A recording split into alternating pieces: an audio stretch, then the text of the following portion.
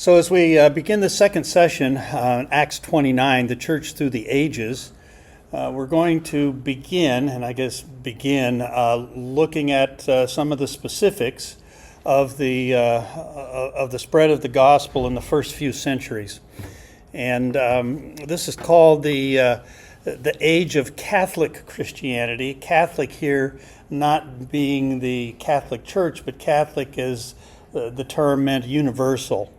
And so this is a term that was used before the Roman Catholic Church actually came into being, which is a development in all of that. But we'll refer, and you'll see in literature if you read it, references to Catholic Christianity. That'll always be with a small c, to distinguish the Roman Catholic Church, which would be with a large C. So just for that. And we're going to be beginning this age today, and we'll pick it up at least again next week. But I want to do some reviewing, just with regard to what's happening here. This is what we'll be coming back to with regard to the first few centuries. This is from Bruce Shelley, and most of what I will talk about today will come out of his book, Church History in Plain Language, which I introduced last week. But he says that, describing this whole period, he says, in this period, Christianity spread throughout the Roman Empire and probably east to India. Christians realized that they were part of a rapidly expanding movement, and they called it Catholic. This suggested that it was universal, in spite of pagan ridicule and Roman persecution, and it was the true faith in opposition to all perversions of Jesus' teachings. To face the challenges of their times, Christians turned increasingly to their bishops for spiritual leadership. Catholic Christianity, therefore, was marked by a universal vision, by orthodox beliefs, and by episcopal church government. Now, just a couple of things here. Mention what Catholic means, and it's universal. Bishops. Bishop is going to be a term that occurs over and over in church history. And just a bit of explanation as to the origination of the word, and then of how it relates to leadership in the church. I ran across a really interesting analysis of this, and it wasn't from a source I expected, but he talks about this as being a kind of a degradation of the Greek term episkopos, which is one of the Greek terms for leadership in the local church. Overseers and elders, episkopos and presbyteros, or presbyteroi. And so he says it was due to the heavy-tongued Germans and Anglo-Saxons in a mispronouncing of episkopos. And it kind of dropped the E, so it got started with the P, which then became kind of a B sound. And so it kind of morphed, and he said it was a mispronunciation of a mispronunciation of a mispronunciation until it came into bishop. Okay, so that is the idea of an overseer. So I'll use the term bishop because that's what the literature uses. But understand that this originated from the term episkopos, which is overseer, and we'll talk a little bit about how that came from a plurality of those in a given local church to singular individuals overseeing other churches. And again, we don't have a source for how that happened. We just kind of have to figure it out as we look at the literature and so forth. So that's what we're going to be beginning today. But I want to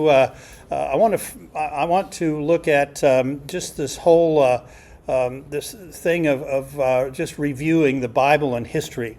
And so this is going to be a short review of what we looked at last week with regard to coming to an understanding of how we approach history through the lens of Scripture and what it's recorded.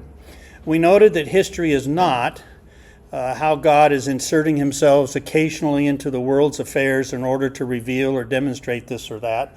And that would be the normal person's understanding of history, if they have any concept of God at all. they will say, well, he must not really know what's going on, or he seems to come, but not really relating it. What it is how God is superintending the world's affairs in its totality to the accomplishment of his eternal purposes. So I just want to review some of those slides. But I have, first of all, a statement here by Donald Gray Barnhouse. He's actually the one that ran across this thing on the Episcopos becoming bishop. This is in The Invisible War. It's really an interesting read. I don't agree with everything he says, but who agrees with everything anybody says anywhere?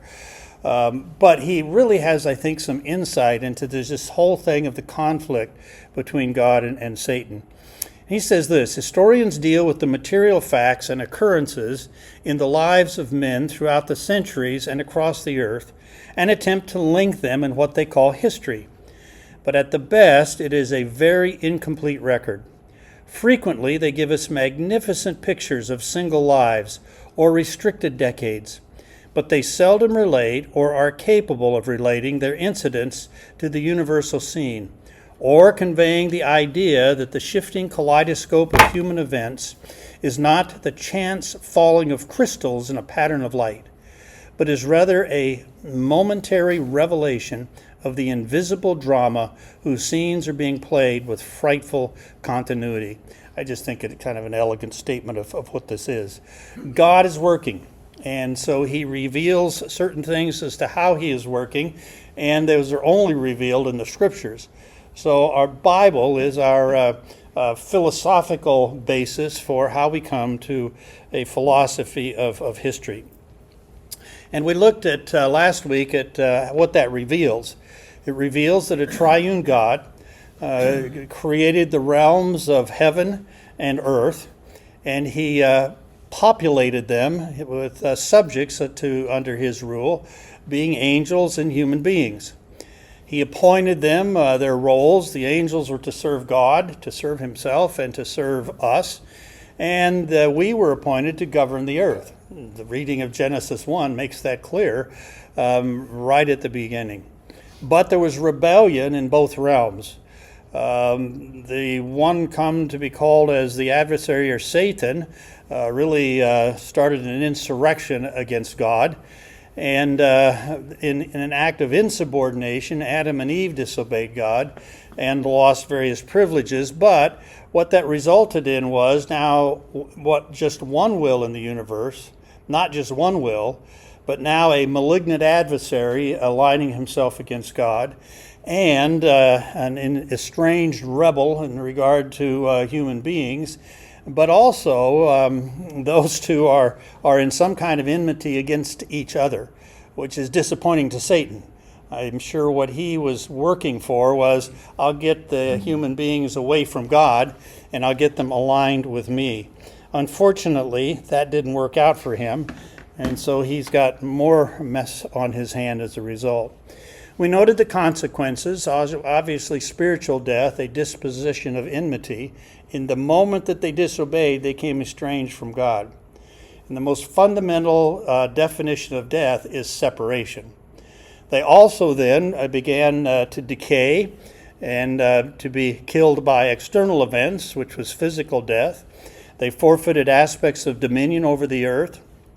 There were secondary effects of human rebellion, like the soil production being reduced and animal nature being perverted.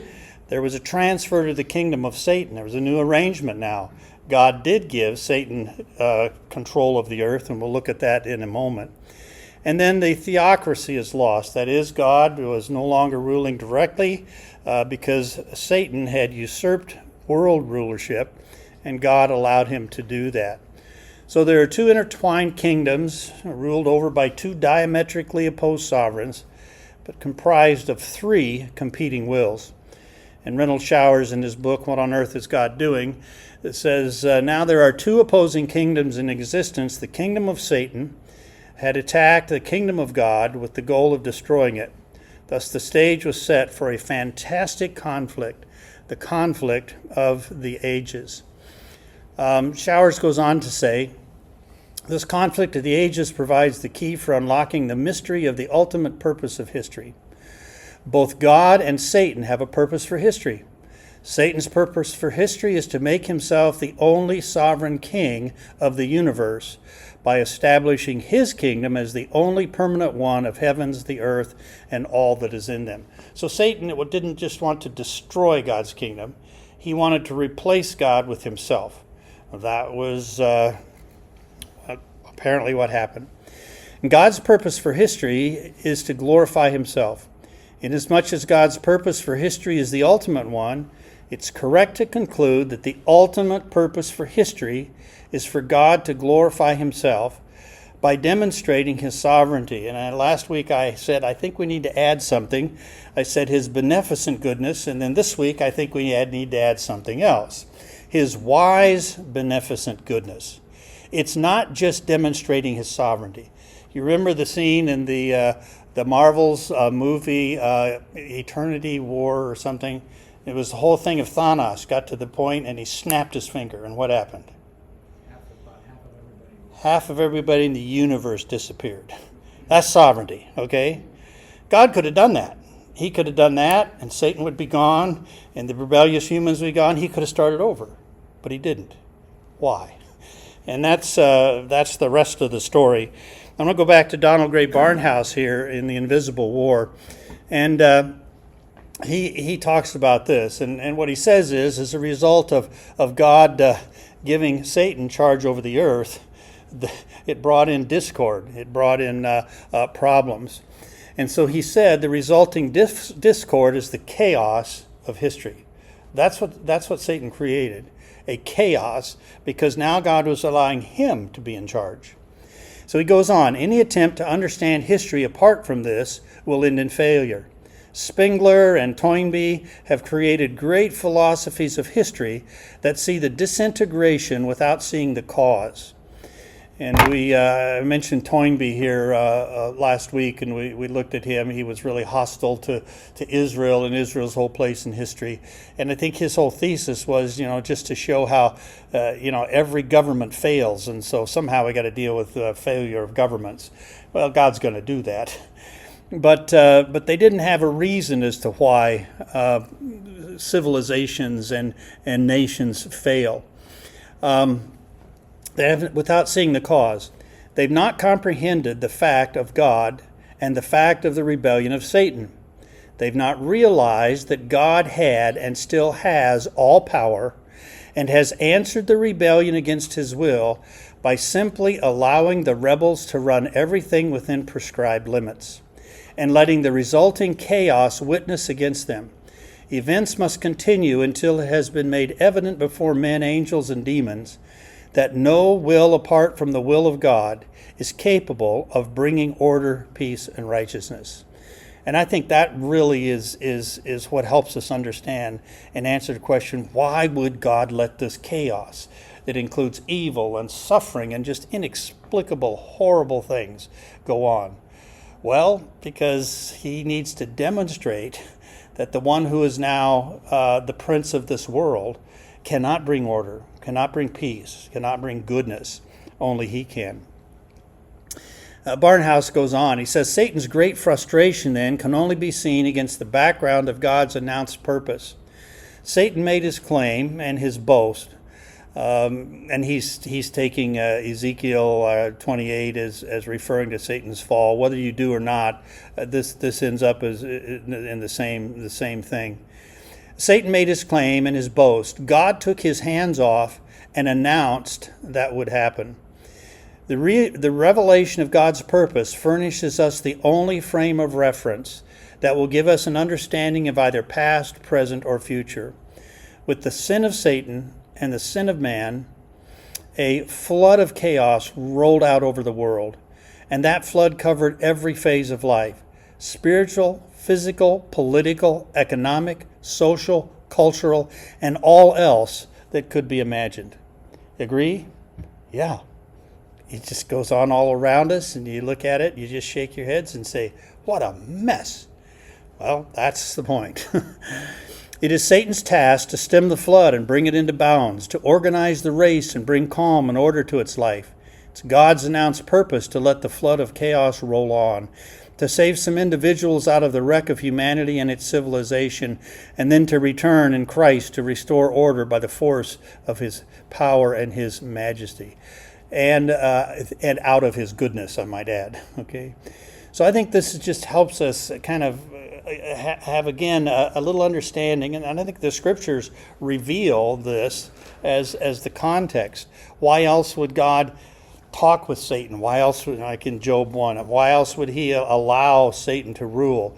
And why would it go on for so long? And that's what we will see, is the revelation of this good God. And this brings him back just to review what Showers said about the procedure. He says, in order to demonstrate his sovereignty during history, God must restore the present earth to the basic original condition it enjoyed before man's rebellion. Old Testament prophets received revelation to the effect that he would do just that. And then he inserts Acts 3, 20, 21 here, that he may send Jesus Christ, whom heaven must receive until the times of the restoration of all things, which God has spoken by the mouth of all his holy prophets since the world began. So it's not just the restoration of Israel's kingdom that's at stake here. It's the restoration of everything that God set about to do, and the restoration of the order that he had established in the original creation. And so in order to restore the present earth, God must reverse during history all the tragic consequences of man's rebellion. Now, the Bible doesn't say that anywhere specifically, but I think Showers' insight here is helpful. He's going to systematically overturn everything that Satan has messed up, restore into the way he originally intended it, which means these things would have to happen. Make humans spiritually alive again, abolish physical death, cause man to govern the present earth in the manner that he originally intended, restore the perfect environment enjoyed before the fall. And you think about, the passages like in Isaiah, the lion will lay down with the wolf. I don't think it's the lamb. I think it's the wolf. But these animals, and so it's going to be, you say, what's going on there? Well, it's not Narnia. It's what God originally created it to be. Transfer humans from membership in Satan's kingdom to the kingdom of God, crush Satan, rid the earth of him and his kingdom, and reestablish the theocratic kingdom on this present earth. That's all going to happen by the end of the 1,000-year reign. And then he's going to create a new heavens and a new earth. I mean, God could just wipe out the physical creation. He's got all these saved people. They're in heaven or wherever they are, and go on with them. He could do that, but he hasn't, because he wants to demonstrate that he's the only one who not only has the right to rule over this realm, but has in his character what it would take to make it work. Okay? And we'll stop there, because you go on to thinking about, well, who's watching all this? The people driving the UFOs. No. But you don't know how many other, universes are out there that are populated or will be populated.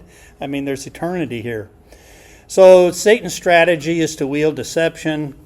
We see that in a number of scriptural passages. He sows doubt, disbelief, and discord, and he's always reaping the destruction. Destruction, not just for the purpose of destroying, but because he can't do anything else to counter God. So he's a murderer, destroy reputations, hope.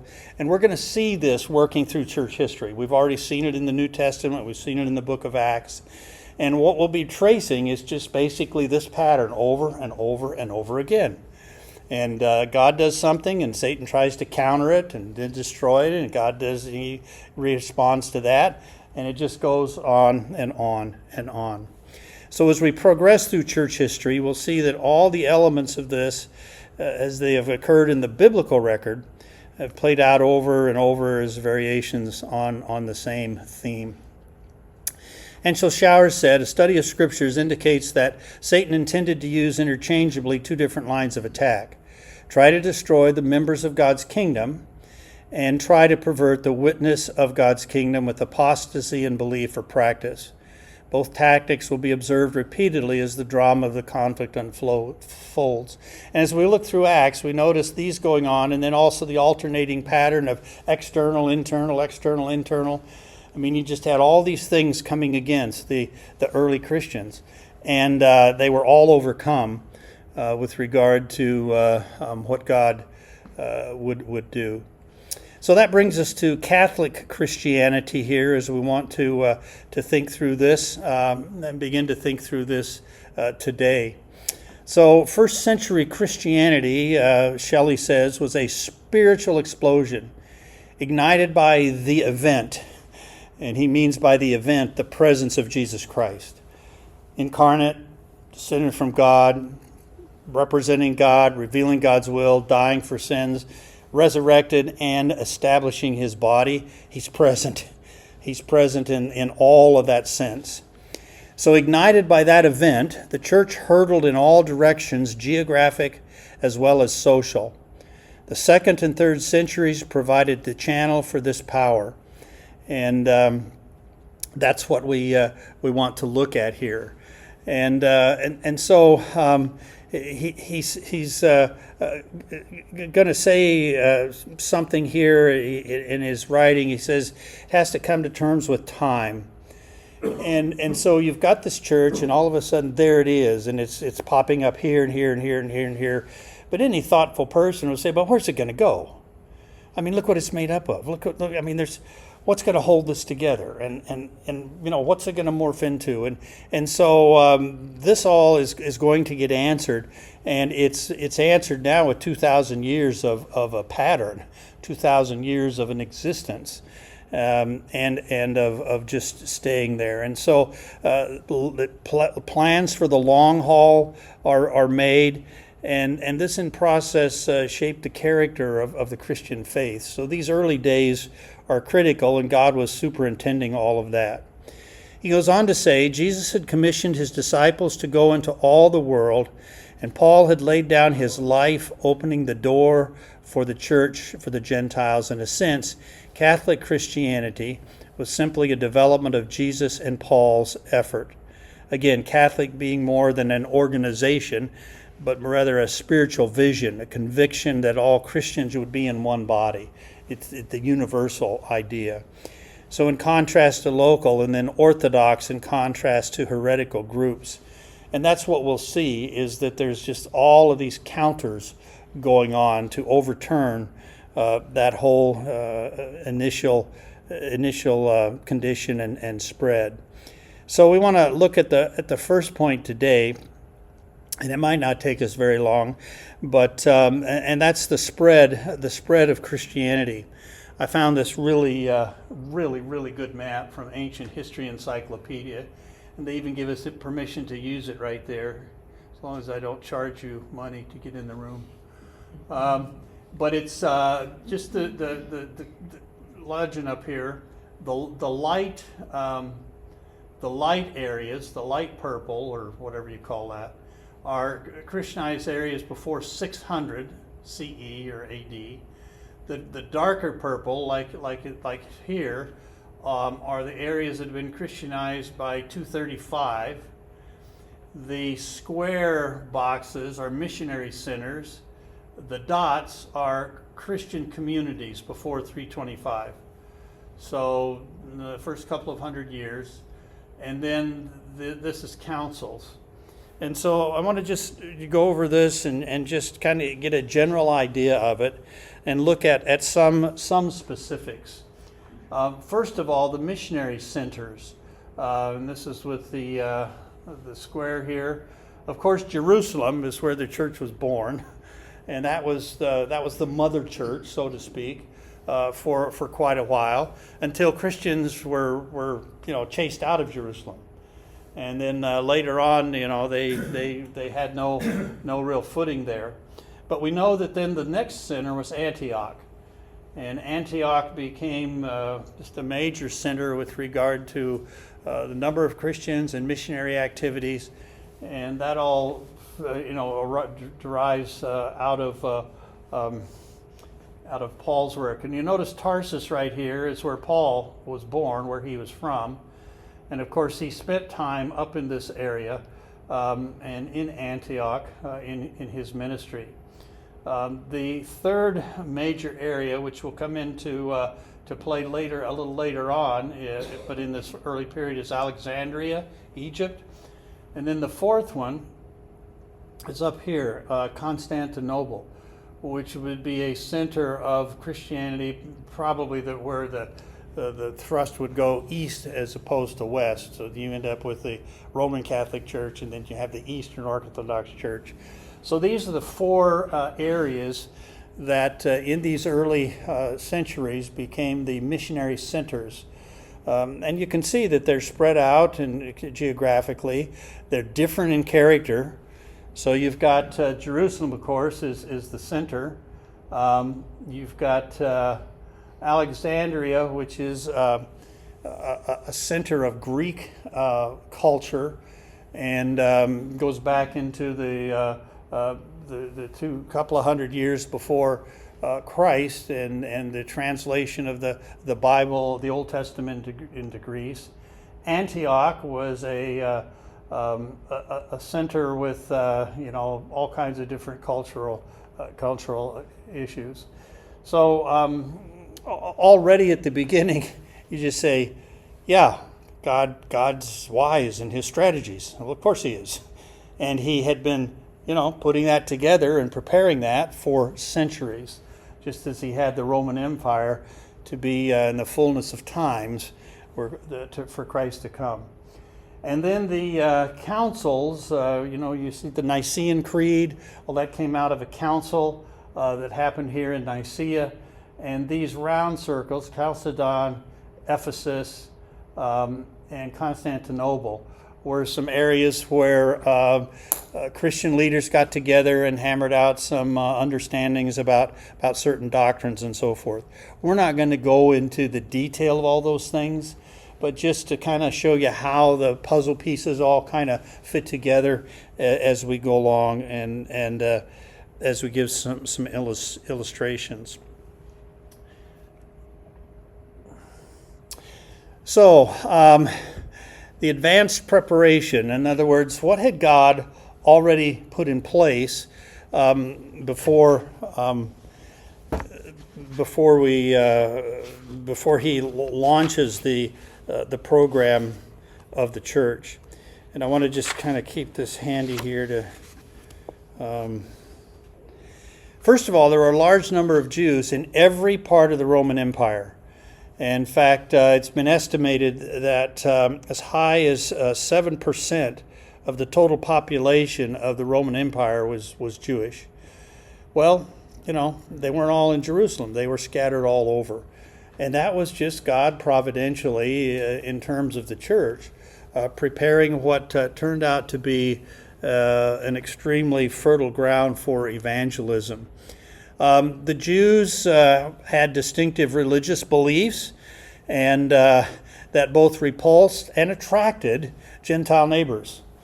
It attracted those. We see the Hellenists. We see those Gentiles who would have attended a synagogue and would have been adherents of Judaism without becoming actually members of Israel, Israel, which would have required circumcision. And so you have both of those kinds of groups in all of these places. It wasn't just in Jerusalem or in those environs that happened.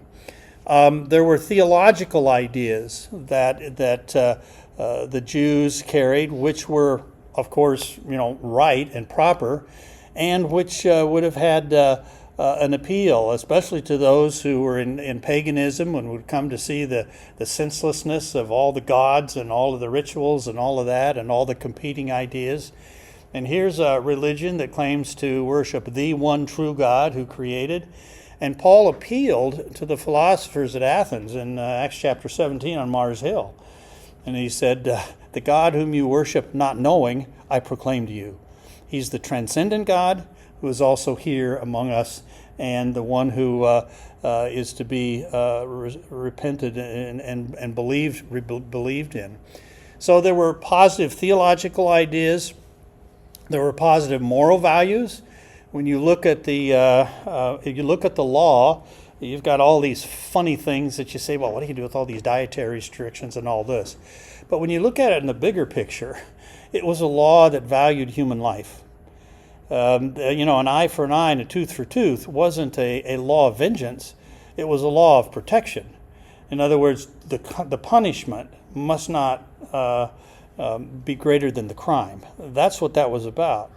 Well, that was not what the ancient world was like. And so the law of Israel would have been appealing to those who gave some thought to this whole thing of morals and morality and whatnot. And so this served, as Shelley says, as kind of an elite target audience of the gospel. And so it's very likely that when missionaries went out, they followed Paul's pattern. If there was a synagogue, and they would find Jews and worshiping Gentiles there, that would be a logical place to start. And the Jews that would see that, yeah, that makes sense, that this Christ whom you're preaching is the fulfillment of the Old Testament prophecies, that would be an easy step with regard to believing. And it gives us insight into this idea, this Catholic sense of belonging to a worldwide fellowship. It says, like the Jews in their synagogues, Christians had their local assemblies, but from the start they saw themselves as a kind of new Israel, a fellowship of believers throughout the world. And so that's what Israel was. I mean, Israel was Israel, and they might be, up in some remote place in the empire, but their home was Jerusalem. They were part of that people. Well, Christianity had that same sense. It did not have a geographical home, but it was a fellowship of believers who were united together throughout the world. So I just want to make some comments here, and just this will get us kind of started with regard to thinking about this expansion and what's going on. And just giving you some details of the things that happened. And next week we'll go back and we'll look at some of the specifics. We need to look at problems that came up. We need to look at individuals and so forth, just to kind of give an interpretation of this. Antioch, of course, was one of the centers. This was kind of the second home center of the church. Paul had spent time there, and so there was already an established witness, and they were involved in missionary activity. It happened to be the third largest city in the empire. So does God know what He's doing? Sure, He's going to use the major centers, and back then the world meant cities. The world meant cities. We're going to see that originally this is where the gospel spread.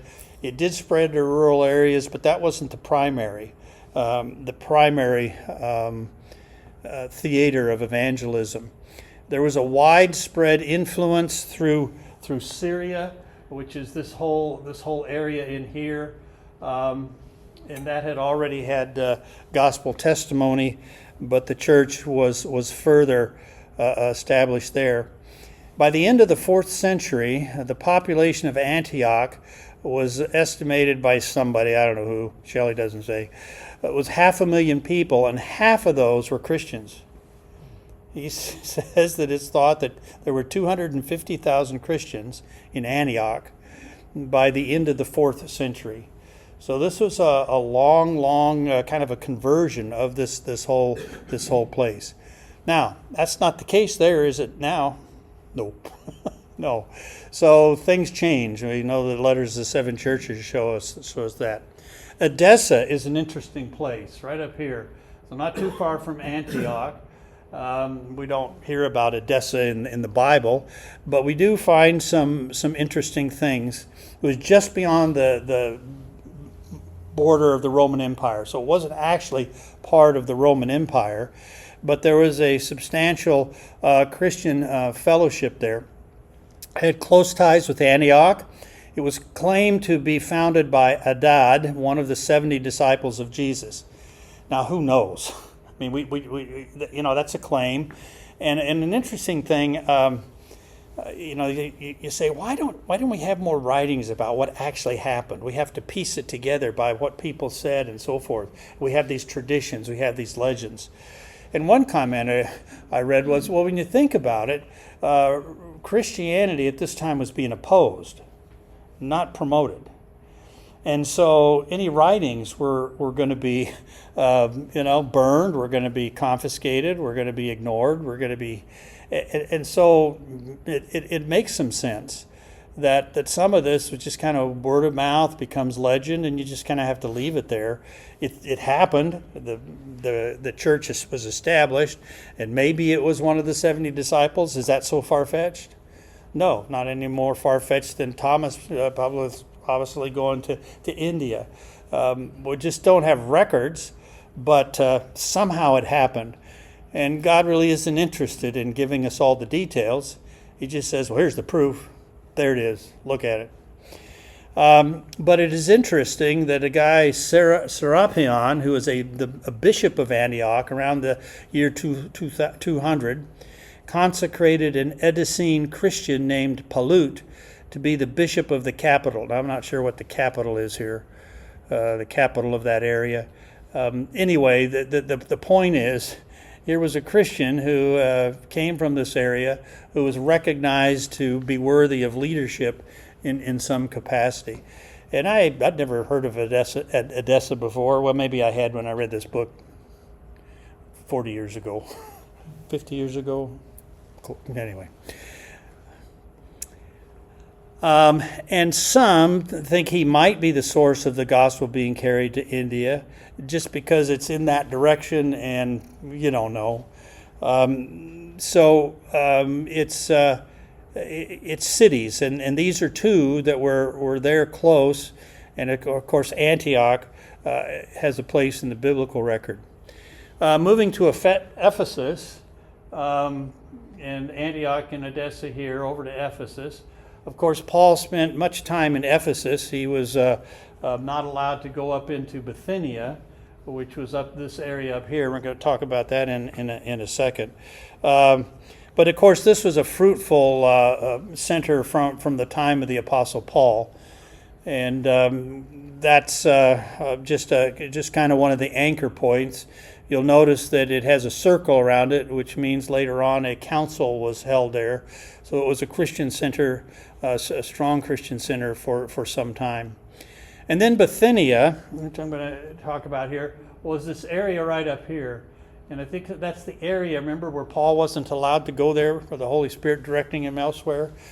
But Bithynia became really a strong center of Christianity, and just some unusual growth in the early 2nd century.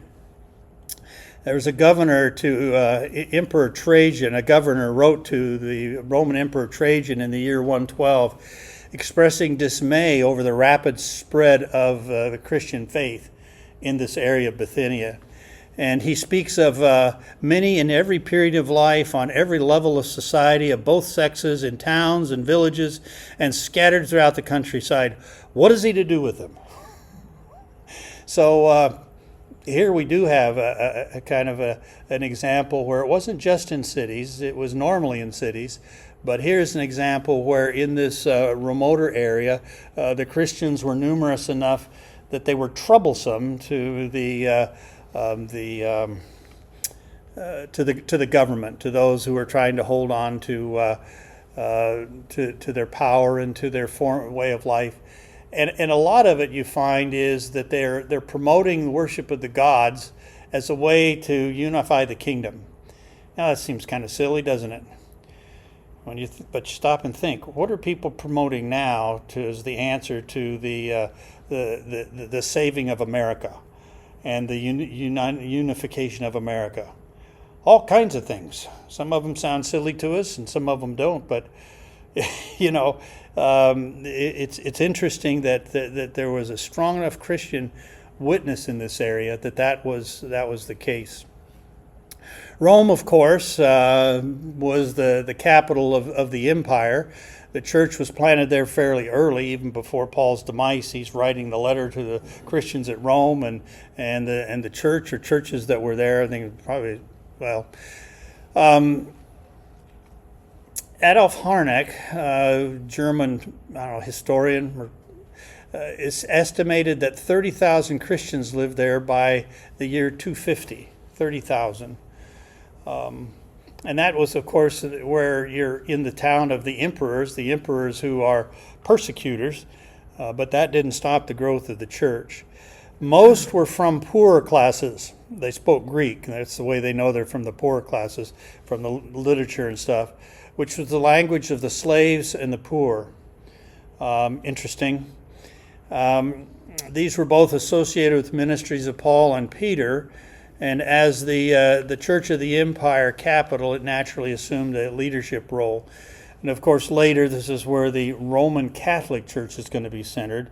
So, I mean, it's natural. Anything that happens in the national capital of any country is going to have automatically more attention, and in ways that are natural to human beings, maybe more authority, but not necessarily as a good thing.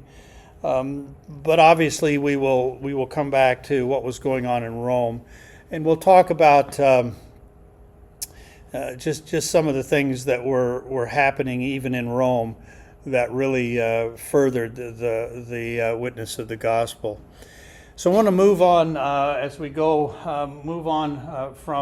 from Rome, and just think a little bit about this area, and then down into Africa, because this whole area had strong Christian witness in the early centuries. There was progress north and west, but it was slow. There's evidence that a church existed in Lyon, France, now Lyon, France, in the mid-2nd century, because Bishop Irenaeus was there, and he left some writings.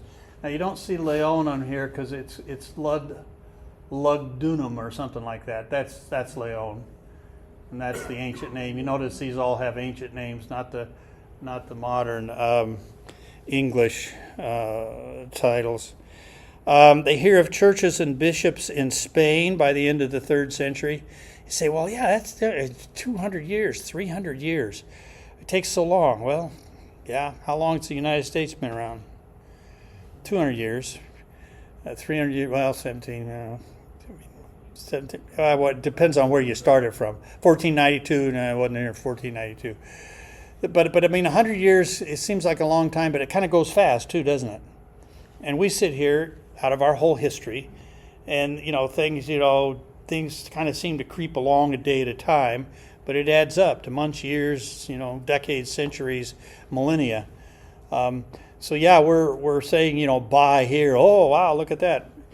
But you have to think in terms of sustained growth and influence, and what's left in terms of writing. We don't know everywhere there were Christians. We just don't, because that wasn't, they didn't have, social media recording everything.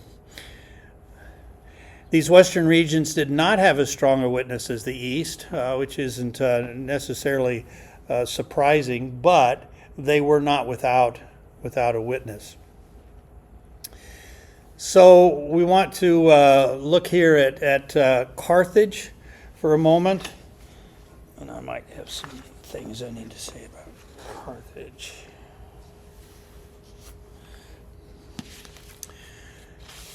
And this is in North Africa. There's really, really strong Christian communities all the way across North Africa in the early centuries. It says every town and almost every village had a bishop. In other words, they had a Christian leader overseeing a fellowshipping church, an assembly of Christians. And they might have been larger and smaller. North African Christianity produced the first Latin-speaking churches in the world. And the upper classes, these were probably upper classes because they spoke Latin. Lower classes spoke Greek, as we noted before, in some of the Romanized areas. So these aren't backwater places. They're significant places, of course, of trade there on the Mediterranean Sea. There were also Punic and Berber language groups, which indicates a couple of things. The gospel was for all people. Didn't matter the language barrier. It would get translated. It superseded all cultures and languages and so forth. So that's the positive thing. The negative thing is that when you've got different languages, you've got different people groups, and you've always got problems. So problems of race and language can cause issues. And of course, that's what Satan is going to inflame, what divides you, not what, unites you. In God's eyes, what unites us is our humanity, our common humanity. We are more like anybody in the world than we are unlike. Okay, but Satan just does the opposite. No. You're so different than those people. You can't have anything to do with them. They're not like you, blah, blah, blah, blah, blah. And I think the spread of the gospel in these early ages just shows that God created humanity, and he sent Jesus Christ to save humanity, not a group, and so forth. Now, God's responsible for languages, but it's responsible for languages because it's part of what he ordained in order to demonstrate who he was as the sovereign ruler. So Carthage, Cyrene, there on that tip of that projection there, and up from what's now Egypt and that whole area. By the 5th century, there's record of a half a dozen bishops laboring in that area. Again, those are the written records. Now, Cyrene should be familiar. It occurs 4 times in the New Testament. The Simon of Cyrene was pressed to carry the cross of Christ on the way to crucifixion. It says he has a son, I think Rufus and Alexander, and there is a Rufus mentioned in Romans, so ostensibly be the same person. They were present at the day of Pentecost. When tongues were spoken, they heard it in the language that they were from, whatever it was, and would have then been witnesses of that. Some disputed with Stephen in a hostile way in Acts chapter 6, and some carried the gospel to the Gentile world, according to Acts chapter 11. So it was a place that had an early contact with the gospel in some very interesting ways. And again, God just allows us to have these records to pull the curtain back a little bit to say, yeah, and I was also working there, remember? And you see these people as far away as Rome, and so yeah, they didn't get on an airplane or take a train or a ship. It was a long way to Rome, but the gospel was spreading, and Christians were around the empire, and I think showing that there was this sense that they were of one. Now, there's going to be problems and there's going to be divisions, but that's what we'll deal with. And then Alexandria. Alexandria, of course, founded by Alexander the Great in 332 BC. It was a cultural capital, a center for trade, both east and west, as was Carthage. It was the second largest city in the empire. So we got Rome, we've got Alexandria, and we've got Antioch. The 3 largest cities in the empire have significant Christian communities and Christian ministries. And the one in Rome and Alexandria is going to continue and have extraordinary influence. And in fact, Alexandria and Antioch will have 2 contrastive influences with regard to the interpretation of scriptures. Sizable Jewish population in Alexandria, strong influence of Greek philosophy, and this is something that is going to be an issue with regard to theology and so forth down through the years. So just some summary observations. Throughout the first 3 centuries, the majority of believers were simple, humble people, slaves, women, traders, and soldiers. Shelley goes on to say, perhaps this is due to the fact that most in the population were in this class. Well, okay, so that makes sense that, statistically. At any rate, Celsus, the outspoken critic of Christianity, took note of it. He says this, "Far from us, say the Christians, be any man possessed of any culture or wisdom or judgment. Their aim is to convince only worthless and contemptible people, idiots, slaves, poor women, and children. These are the only ones whom they managed to turn into believers. Now, that wasn't true, but there were enough of the lower class that he could, at least say that and get people to believe it. But the point is that a large number of the insignificants, the deplorables, were the make it up of the church. So reasons for the gospel spread. I'm just going to mention these, and then I'll start with these next week as we go on and look at some more details. First of all, early Christians were moved by a burning conviction, a conviction that this was the truth, a conviction this was the way, a conviction that they were worth dying for. And so this wasn't some, fad club. This wasn't some, guys selling something. It was a conviction that they held. The Christian gospel met a widely felt need in the hearts of people. The religions around them, the culture they were in, did not offer hope, did not offer peace, but Christianity did. The practical expression of Christian love was probably among the most powerful causes of Christian success. And we've read quotes to that, and we'll come back and I'll just comment on that a little further next week. And then persecution in many instances helped to publicize the Christian faith. Oh, great. I'll take a different publicist. Don't give me the publicist of persecution. But in fact, it did. And so it brought attention to why would people die for that belief. And so we'll start there and kind of begin to develop some of those things. So just in concluding here, Shelley says, for these and other reasons, the Christian churches multiplied until Rome could neither ignore nor suppress the faith. It finally had to come to terms with it. This period, however, the age of extraordinary expansion before Christianity, moved from the catacombs to the imperial courts, serves to remind us that the church is truly Catholic only when it is impelled by the gospel to bring men to living faith in Jesus Christ.